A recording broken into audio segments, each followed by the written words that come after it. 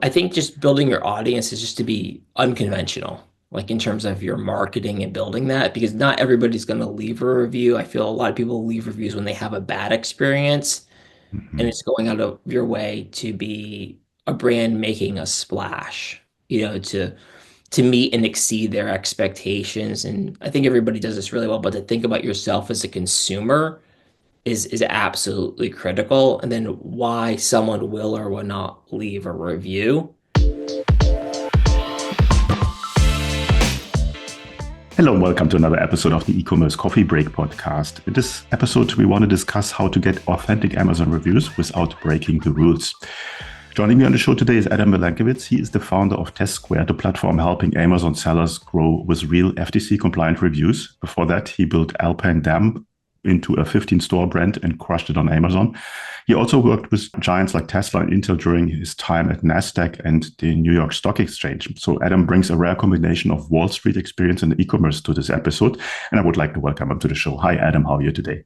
Great, Klaus. Thank you so much for having me today. I really appreciate it. Adam, Amazon reviews is not the easiest topic. There's a lot of rules and regulations from that side, and you can completely break your product if you do it wrong or even get banned. So let's start simple. Why are authentic reviews more important than ever when it comes to Amazon? Yeah, it's critical to consumer trust. So one, where I think we're all consumers, we go there, we look at the reviews, and if we don't believe them, we might not make that purchase. And it drives me completely bonkers. And then the other side, as an Amazon seller, you're building a brand. You want to build trust, and you'll go to a spot like fake spot and you'll put a competitor in there and they'll have like this academic grade where they'll have the fake reviews, they'll have the D, and you're playing by the rules. It's driving you completely insane. Like, what am I doing wrong? What am I doing right? How do I get these reviews? And you want to play by the rules because you're right. If you make a mistake or you engage in fraudulent or sort of black hat tactics, you'll blow up your company. You'll be off of Amazon before you know it. Mhm. Still, many sellers choose sign up shortcuts to go that route. What's your experience? What are the most common sort of shortcuts that shady Amazon sellers use, and what do you think? What do they want to achieve with this? Yeah, it's sort of this inflection point of AI and humans where they're going out to review farms and they're purchasing reviews. They're not verified purchases, and Amazon's being flooded with those. And Amazon's taking some really great steps to stop those and knock out the reviews. And unfortunately, that sometimes hurts honest sellers. They may lose an older, more historic review. But the big point, especially in the United States, is that the FTC had a rule change in October 2024. There's a $54,000 fine for infraction. It's pretty significant. So an infraction is each review. So people are being compelled to be honest, but the review farms and leveraging AI is definitely sort of the shortcut. But hopefully there's some walls being put in place to protect the Amazon sellers. Okay, I didn't know about that fine. And I think it's in the best interest of the customer that people who play shady are getting fined for that. Now, obviously, as a buyer, myself included, the first thing I do, I go and look for reviews before I buy anything on Amazon. And we want to talk about it on how to do this the right way. What's your approach there? Yeah, at TestBird, our goal is to help Amazon sellers and other e-commerce sellers. And integrity and honesty is rule number one. So we work with e-commerce brands. We match them with a Amazon tester who's going to make a verified purchase on Amazon, and they have an option to leave a review. This is absolutely critical. They cannot be compelled in any way, shape, or form. And this does a few things. It helps especially new sellers or sellers launching new SKUs on Amazon. It gives them the verified purchase, so it helps with the algorithm. If the product tester elects to leave a review, and with us, that's actually well greater than 80% of the time, they'll have a review. They're going to have real feedback. Now, the trick is if there's a problem with the product, that is going to be written in the review. So they really want to go to market, make sure they're good in place. But those are just two components of Amazon. Obviously, they need A plus content, they need the images, they need the keywords, they need the descriptions. But we're a matching engine with a product tester. And right now we're geared specifically for the Amazon US marketplace. Talk me through the process on finding the right tester for your product. How does it work? That's been interesting because everybody wants to be a tester. Like, who doesn't want to get something from Amazon essentially for free or for free? It's a reimbursement. We have to vet everybody in there. So right now, there's actually a gate on the website. We need to make sure that they, one, actually have an Amazon account. Two, are leaving reviews and they're doing so in an authentic voice that they're not sort of trying to grift something off of Amazon or from an e-commerce seller. And then what I found very interesting is that we have people who are sort of up and coming in the influence space where they're creating a voice and they're creating a brand for themselves. So they want to do a good job. They want to leave an authentic review. If the shirt says it's a medium and it fits like an extra large, that's going to be written in the review. And that's who we want.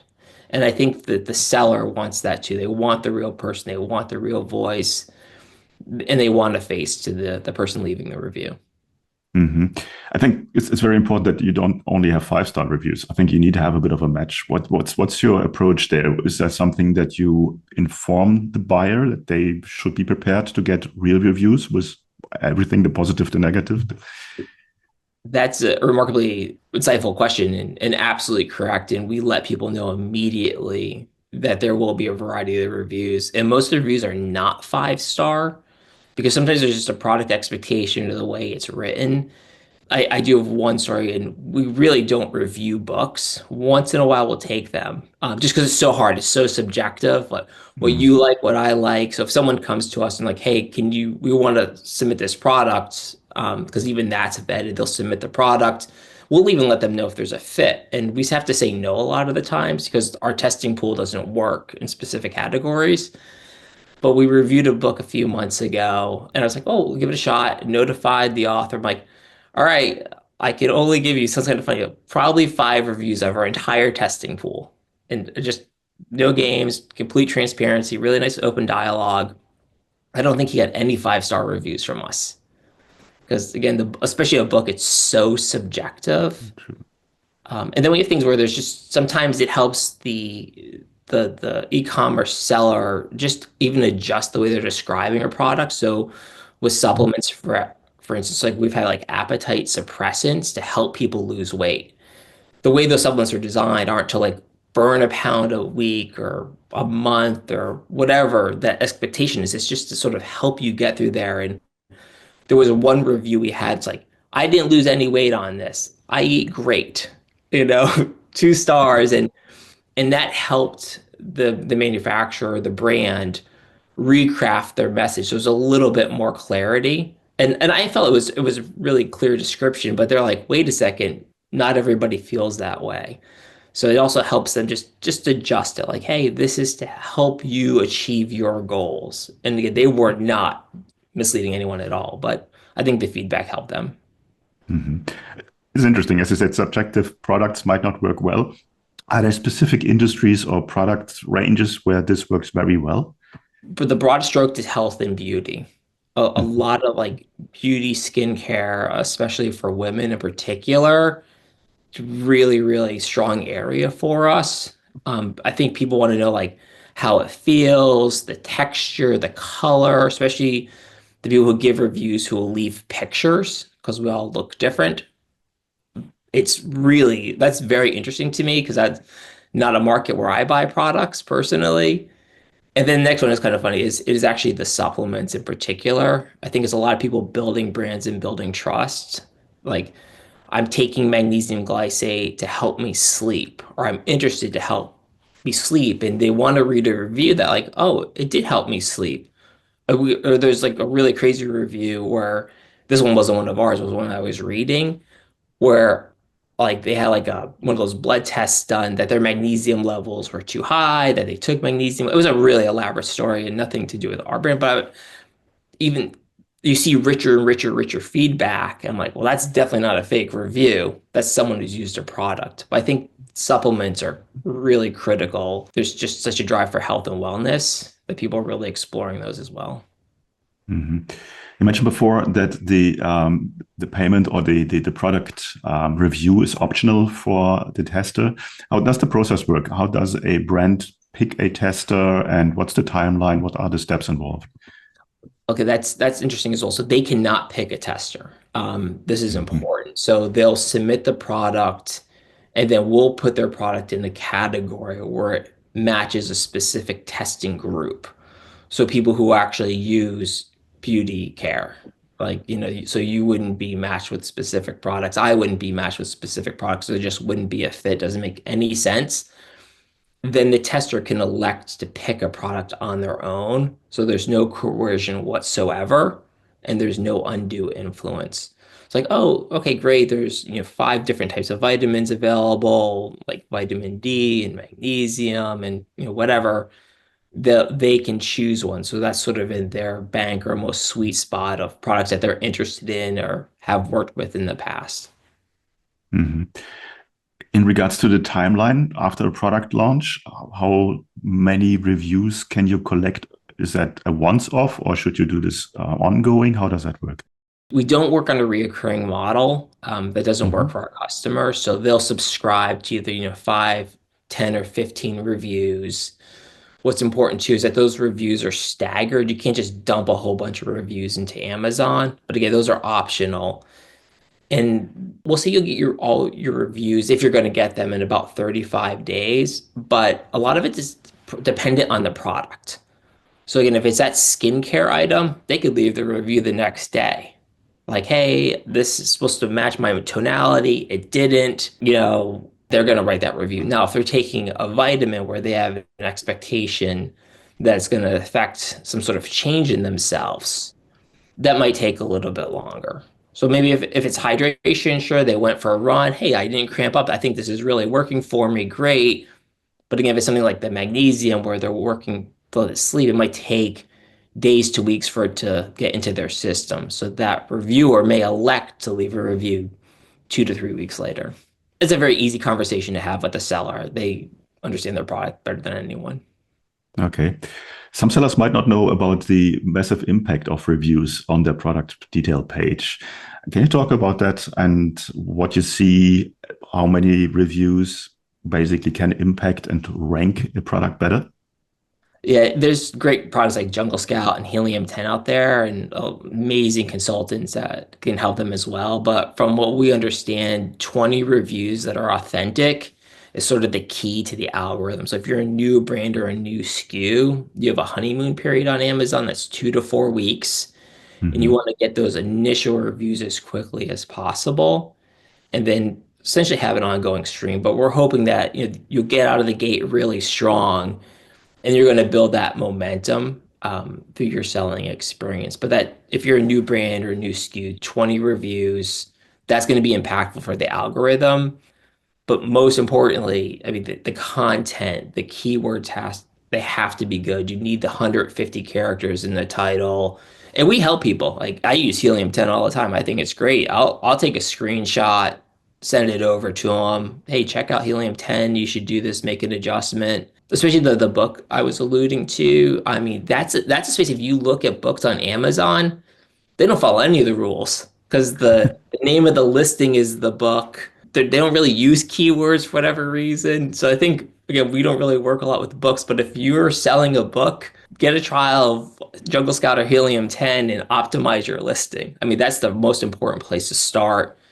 Then like worry about the reviews. Everything has to go really quickly. And also I think to emulate a brand, even if it's not in your space that you love and admire, like if it could be a different product, like if they have a great listing and you love the tonality of the people leaving the reviews, use them as a muse.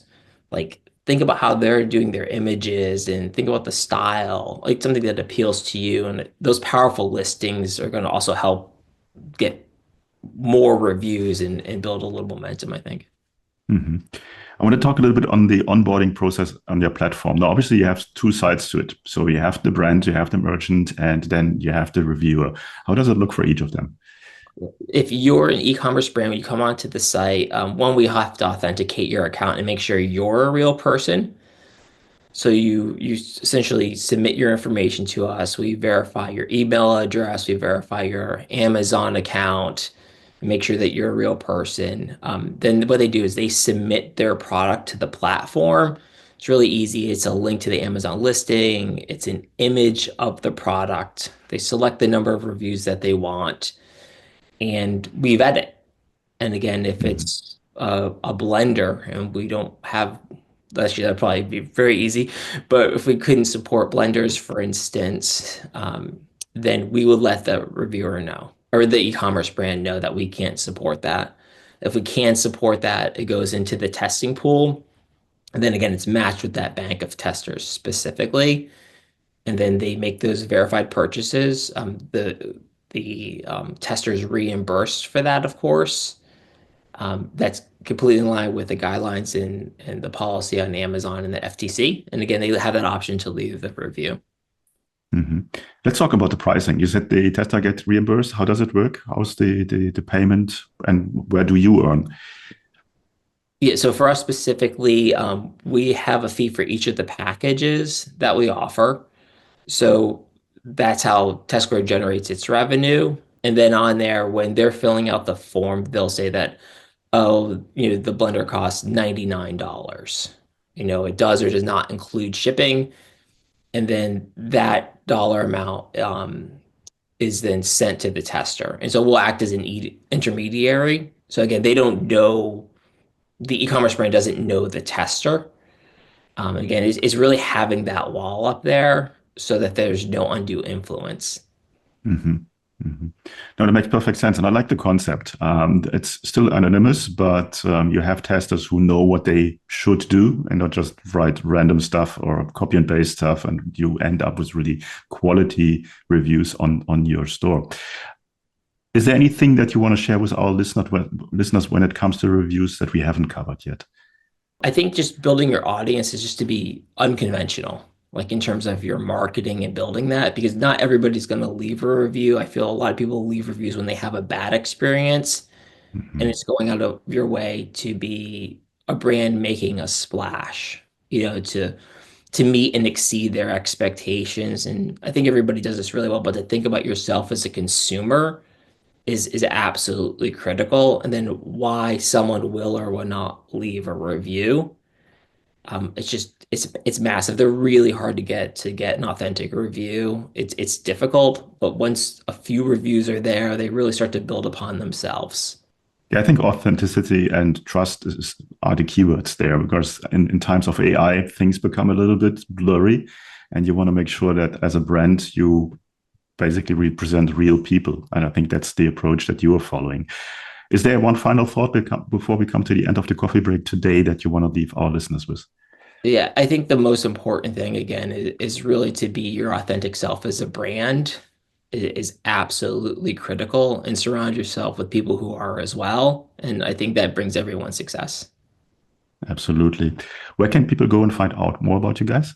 Yeah, it's www.testsquared.com. And then you can, if you're an e-commerce brand, please absolutely check us out. If you're a tester, we are kind of gated probably till July or August of 2025. So you can come back and check us out then, and we can vet you as well. And we did launch something that's really interesting as well. We have an affiliate platform as well. And so if someone has a relationship with a brand and they refer them to Test Squared, they receive $100 US for every single referral. So if someone lists a bottle of vitamins, $100. They list three bottles of vitamins, $300. So I found that affiliate marketers, specifically who have relationships with brands, and Instagram marketers in particular, and the Amazon folks, I mean, amazing because they've sort of built an ecosystem of trust where they're promoting a brand on their platforms and then they have another vehicle to promote it. So, and I found that just then it's been really great for the business and is really great for the affiliates as well. I will put a link in the show notes, and I think there might be some people listening that might be interested in the affiliate program as well. So if you're interested, if you're listening and interested, and you want to find out more, then find the link in the show notes and get in contact with Adam directly. Adam, thanks so much for your time today. I think that's a really good system that you have there. And as said, in times of AI, everyone should be happy to have real reviews and having a real connection. Thanks so much. Thank you. Have a nice day, Klaus.